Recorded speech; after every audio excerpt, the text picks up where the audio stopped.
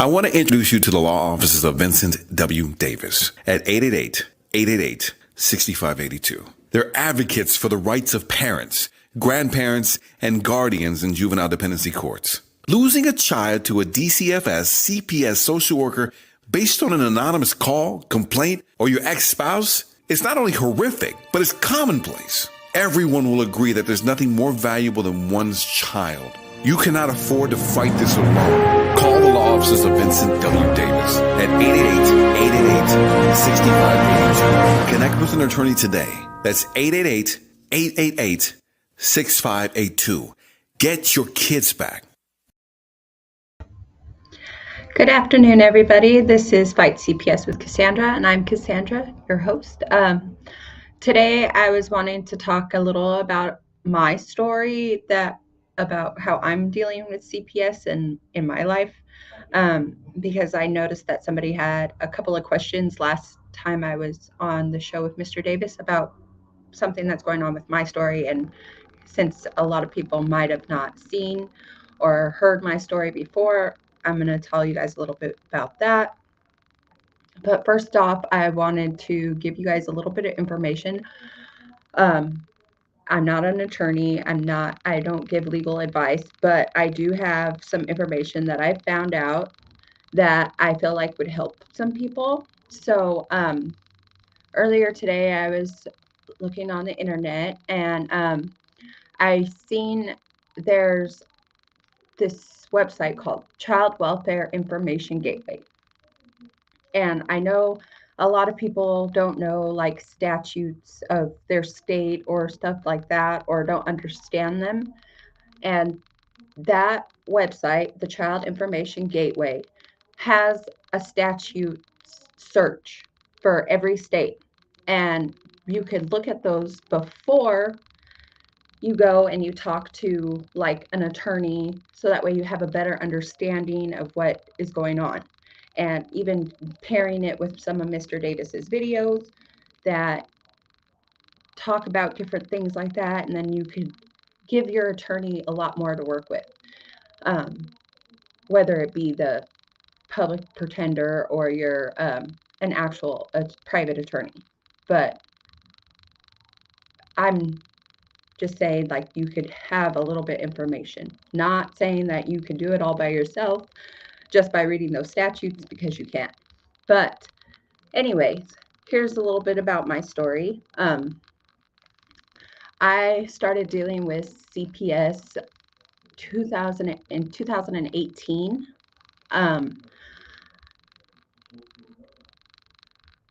And I was not involved with why my kids got taken. I had some issues with having stability in my life, so I let my kids go with their father to basically get stable, have a place to go where they could go to school and be home and just have a stabilized day without me like moving around and stuff, because I was having some problems. So my kids went to live with their dad, and I didn't know that he was doing things that could get him in trouble with the law. And all of a sudden, I get a phone call from my friend saying that my kids have been detained by CPS. And it was a holiday weekend. Apparently, his house got raided. My kids got detained.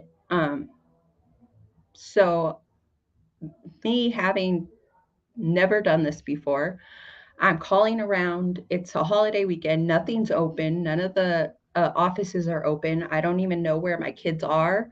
I don't know how to get a hold of anybody. So come Tuesday morning, I finally get a hold of somebody, and they just tell me that I have to be in court for my hearing on this date and whatnot. And then I get there. I have a public defender, and she basically tells me as soon as I get there to hear the allegations against you, And I'm like, allegations against me? What are you talking about? I wasn't even there. So how do I have allegations against me? So they brought up allegations about stuff that's happened to me in my juvenile life with my parents. And then they also brought up things that happened between me and their father when we were together, but we weren't together at this point in time. So there was no reason for them to bring those up as a potential danger to my child because I left their father because of that, because I knew he was a potential danger with me and him, not to my children. Um, it was a bad relationship. I took myself out of it as soon as I could. But they tried to bring that up. They tried to tell me that I was uh, on drugs when I've never had a drug allegation, drug charge, nothing in my life. I've never been accused of doing drugs ever in my life. And at that point, they said that they heard that I was doing drugs, according to one of his friends that was at the scene when the house got raided, who was on drugs. So this girl who was on drugs and jealous of me told him that I was on drugs and that's why I shouldn't get my kids back. And that was all hearsay. But since my attorney didn't tell me um, that I could appeal it or that I could stop it or that I could do anything like that, it just basically got set into stone when after the fact. And they asked me to do a drug test um, that day. And so after court, I leave, which the courthouse is like 2 hours away from where I'm actually living. So I'm like, have to get back to town because the person who took me needed to get back to town, to my town.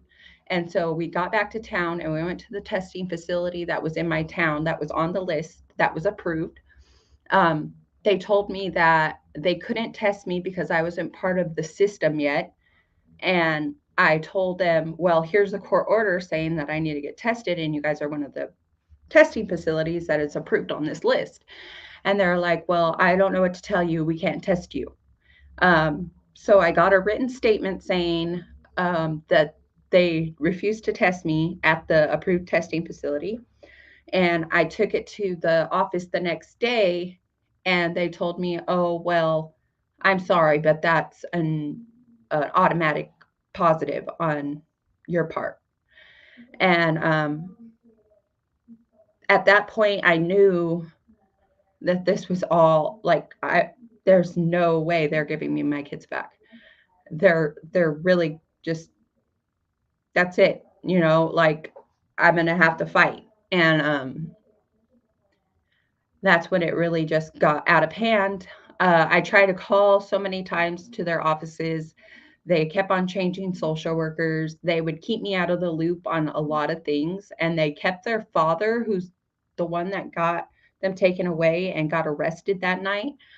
They kept in touch with him more than they did me for years. Um, I tried to call their office, find out my kids as social workers, find out court dates. They wouldn't call me back. I had no idea how to get a hold of my attorney, and I had no idea who she was. And then sometime during my case, my attorney actually changed, and I had no idea.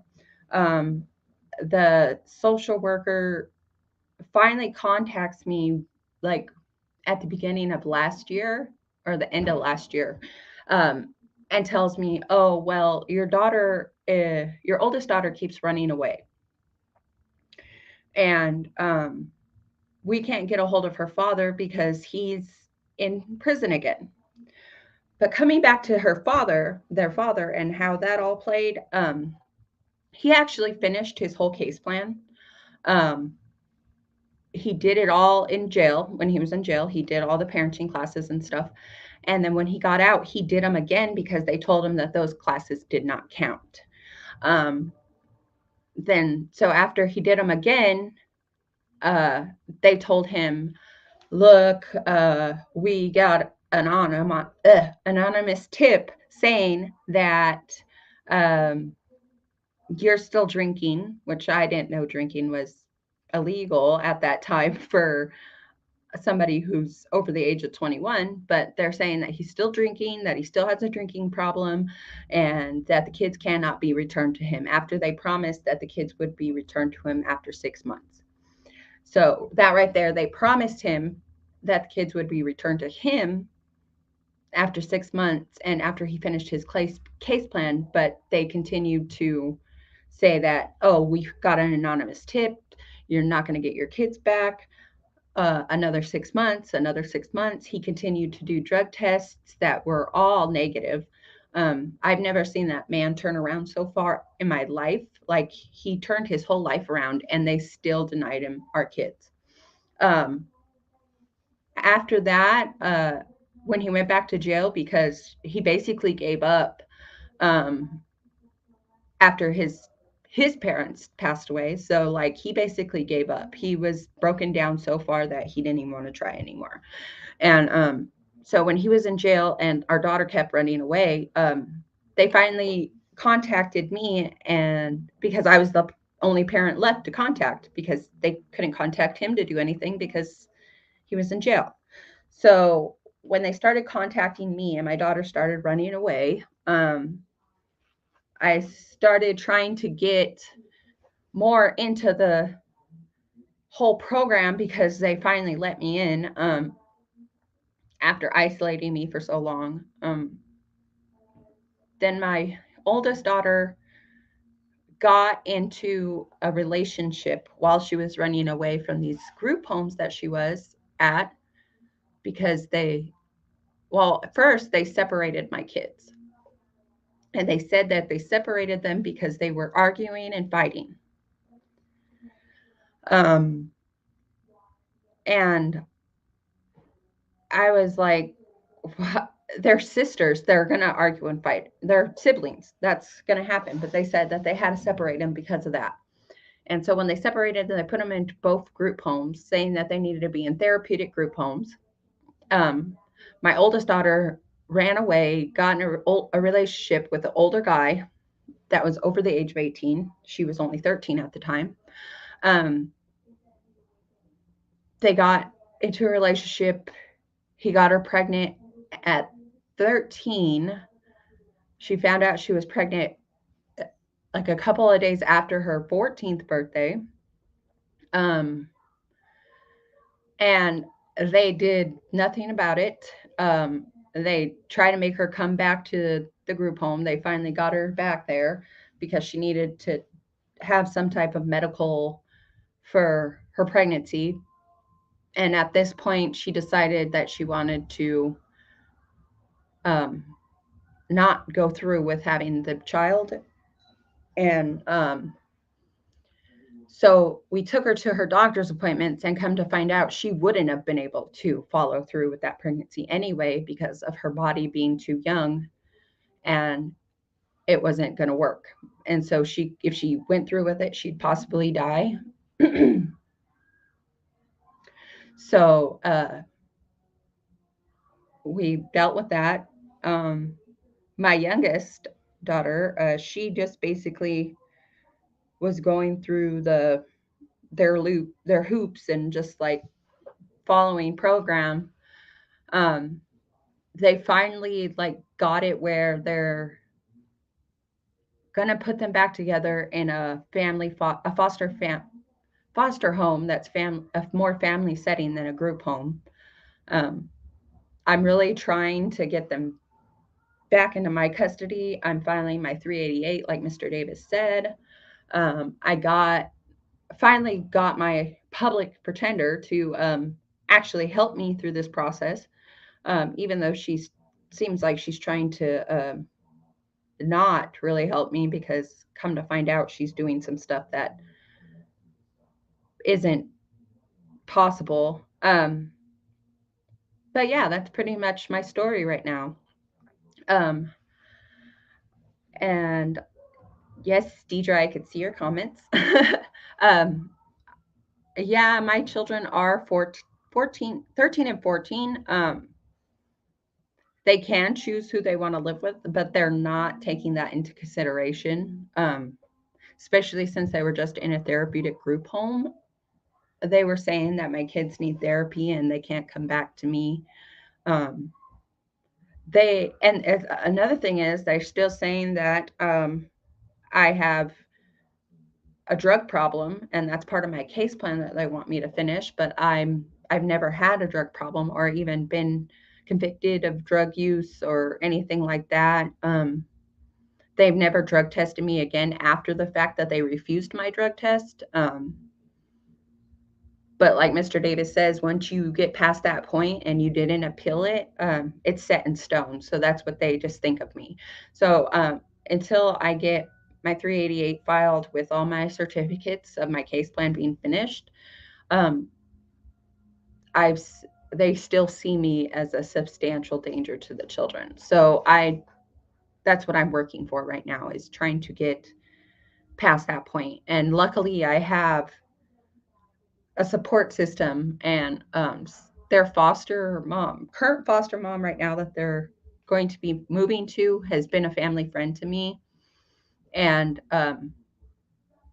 is trying to help me through this process. She sees the wrongdoing that they're doing, and she went to school to be a social worker and help kids, and she really is one of the good ones, you know. So she's really fighting for me and showing them that I'm a fit parent and that she's been trying to help me. um, I didn't get a lawyer. I tried, and unfortunately I can't afford a lawyer.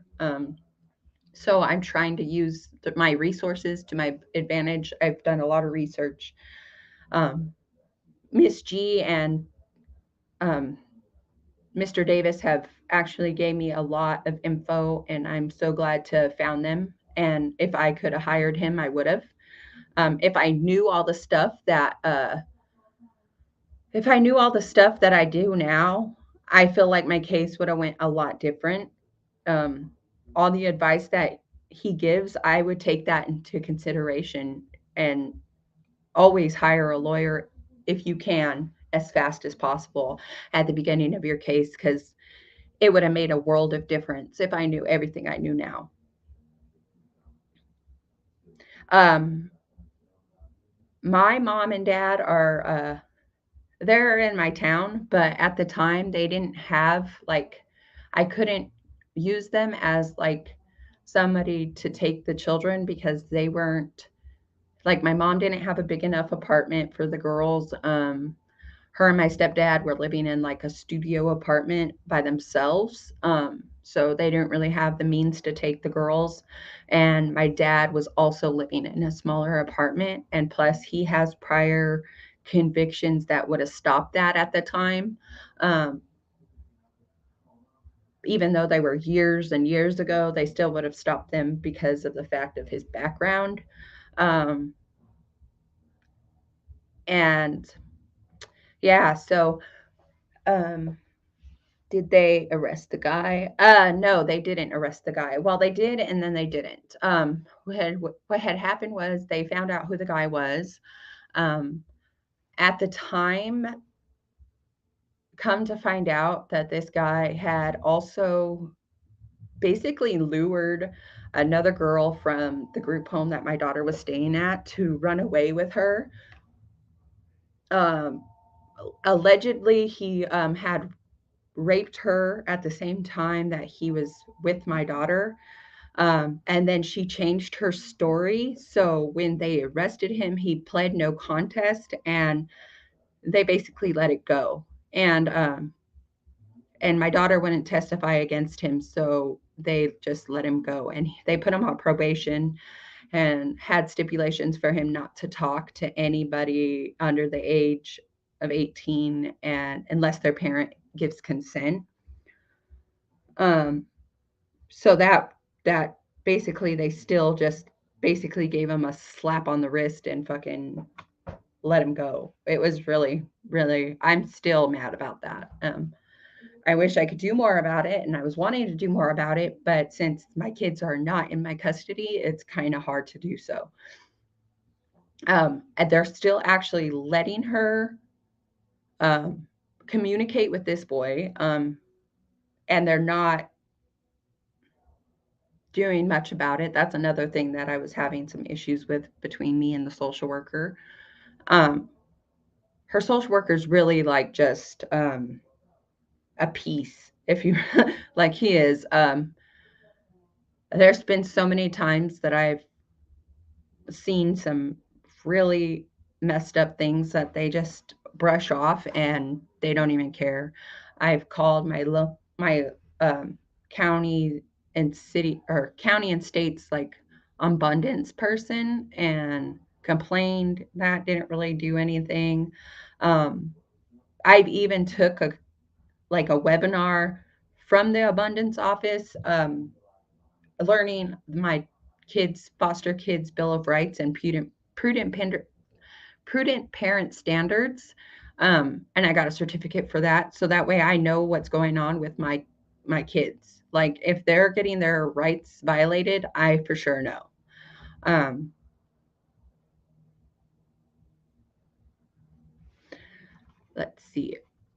let's see if I have any other questions.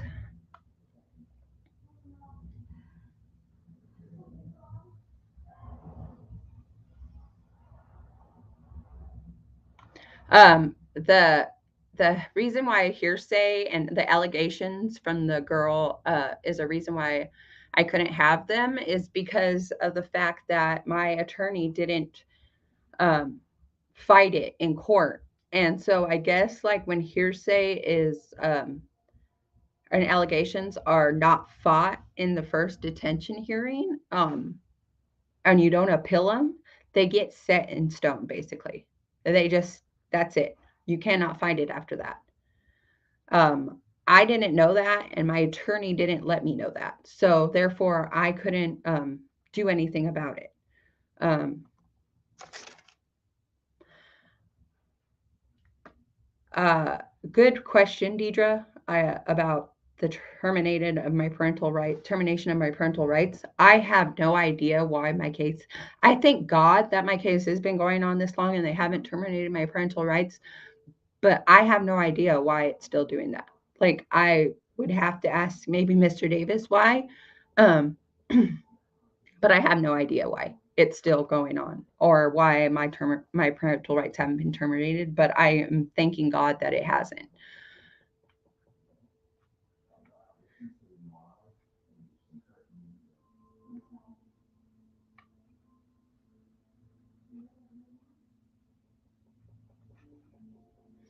I have no idea why they didn't let him get the kids home because he did turn his life around, and um, it would have been he turned his whole life around. He really did. His mom and dad were still alive. They were supporting him. Um, and I don't know why they didn't. They said that they kept on getting allegations from people or anonymous tips from people saying that he hadn't changed, that he was still drinking and that he had a drinking problem. And they still, it's, I feel like they just did this whole thing just to keep my kids as long as they have because of money. Like that's all CPS is to me, is a big scam for them to take kids and get money for them, because still to this day they're still trying to give my kids medications, um, saying that they have ADHD. Uh, Both of them now have been diagnosed with ADHD according to CPS and their psychiatrists, and they're trying to give my kids medicine that I don't want them to take. Um,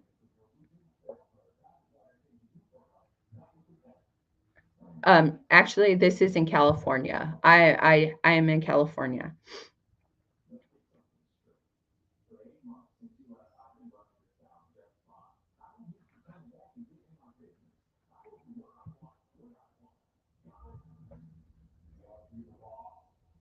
Um, but yeah, pretty much that's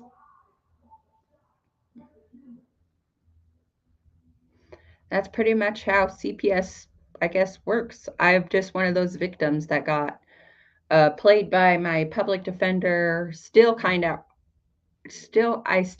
am, but not as much because of the information I've got from Mr. Davis. Like the information I've got from Mr. Davis, Miss G, and these shows that we do have really brought to light on how to go about talking to my public defender and some of the things like once you start talking to a public defender and knowing a little bit more about the way processes should go and how things should go in your case, and then you start talking to them like you know what you're talking about more than just rambling on or trying to convince them to do something for you, it really switches their attitude towards you also. I feel like because when I started talking to um, my public defender and telling her, look, I need a 388 filed. This is what I need. I'll do this, and that, like giving her the information that I learned, saying that I want to go through with my 388. And as soon as she heard me say like the correct thing, she was like, oh, okay, I can help you with that, but I want you to do this. And I told her that I didn't have to finish my case plan. I know like how it works. Um, so, but my next hearing is it's a permanent placement hearing. This is like, I think the second permanent placement hearing I've had. Um, and basically, uh, right now, the situation that they're in and that I'm in is like one of the best situations that could happen right now while I file my 388 because they're basically going to be with a family friend, and that gives me time to try to get my 388 processed and everything good, and then I'm going to be able to follow through with everything and possibly get my kids back. And I really think that without these shows that I do or anything, I would have been basically in the dark still. Uh, and it's helped me to cope with all this. Like it really has. Hearing other people's stories and helping people out with their stuff and hearing everything under the sun. Like I've heard so many things and so many stories from people that have happened that from everywhere around the United States, and it's um really helped me and really brought light to me because I was one of those people that thought like, that can never happen to me. I'm a good parent until it did, because I thought what I was doing at the time when I first gave my kids to their father was being a good parent because I felt like I wasn't in a stable situation. So I was making sure they had a stable situation. And come to find out that was not the right choice. And that really crushed me because I thought I was doing the right thing. And it was really difficult to accept some of this stuff. And since I've been doing these shows with Miss G and everything, she's really gave me the support that I needed to continue on fighting for my kids. And I hope we do that for a lot of other people too, because I see how bad all these situations are. And I really hope that we do help as much as we can for understanding how to fight CPS and get our kids back, because that's what's the most important, is to get your kids back, because it's really about the kids. That It's really about the kids. It really is, because all this stuff is hurting them more than it's hurting any of us. They haven't terminated his rights yet either. I have no idea why, because he's been in and out of jail with different charges, and I don't know why he has any rights still towards the kids. And they're not considering him as an option, I don't think. He's actually going through some major health problems right now, that could possibly end his life. So I don't think they're considering him at all. Um,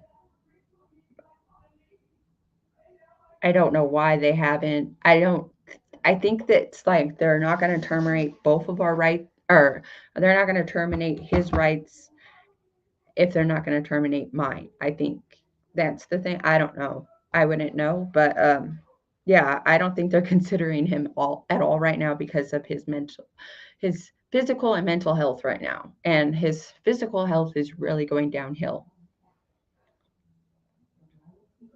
Um, but there's my story. I answered as many questions as I could. I hope everybody has a good day. I'm going to end the show right here. Um, I'll see you next Tuesday at 4 p.m. Bye, everybody.